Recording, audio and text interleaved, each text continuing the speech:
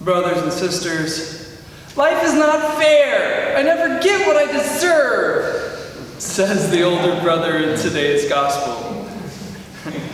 I admit the prodigal son's older brother often gets a bad rap, but this seems appropriate in a house of, quote, younger brothers.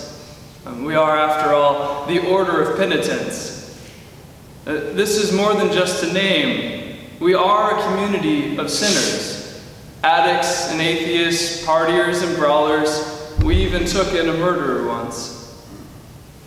Many of us have known the hunger of the prodigal son, that deep, painful longing that only God can satisfy.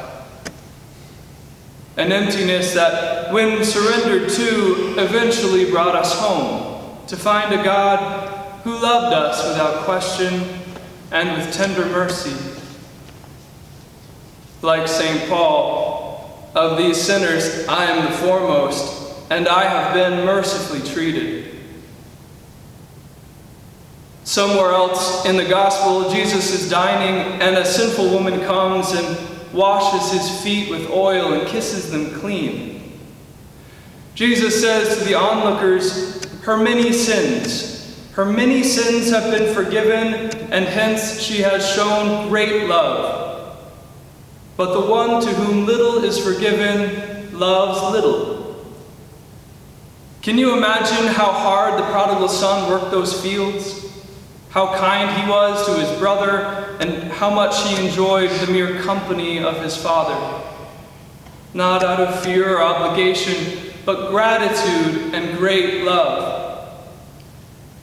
This is the fuel of our order that drives us in the footsteps of Jesus to tend the fields by seeking our Father's lost sheep, to live joyfully with the brothers he gives us, to lavish ourselves in our Father's presence through contemplation, and there, like Moses, to implore him for mercy on our brothers and sisters still out there in the wilderness, starving from the hunger of unrepentant sin.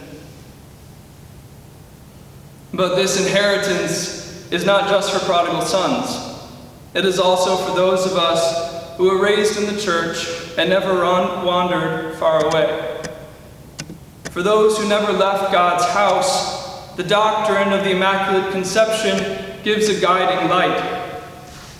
We know that there is no holy life that has not been prepared for and provided for by God's preventative grace.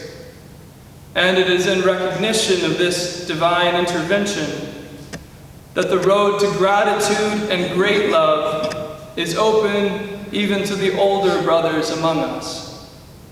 And by this we may say as one family, life is not fair. I never get what I deserve. Thank God I never get what I deserve.